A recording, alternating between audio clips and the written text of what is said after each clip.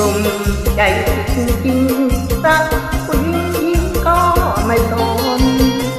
เรามันคนจนในหน้ามนจึงไม่มองเรา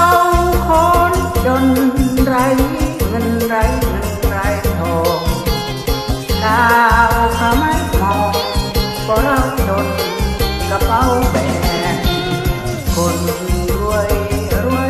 เขาคงซื้อน้องไป100,000เรามันคนจนก็ไม่ได้ต้องเป็นแฟนคนมีเงินเขา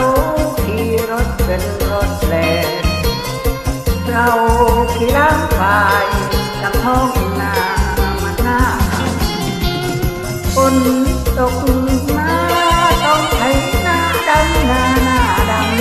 ำงานจะหนักไม่หวั่นทำทั้งวันแต่เช้ายันค่ำถึงจะเหนื่อยแค่ไหนทำเลยไปไม่บ่นสักคำถูกเอ้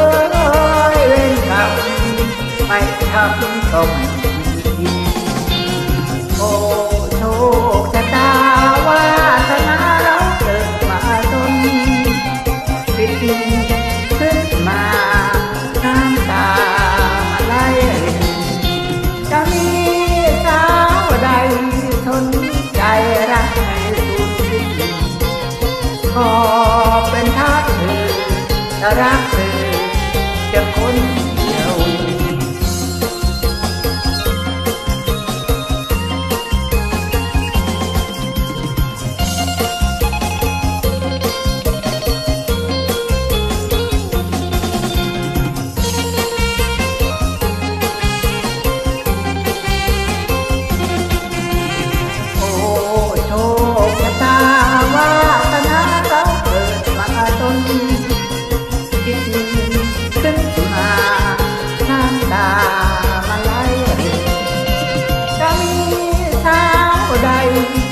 สนใจรักให้สุดสิ้น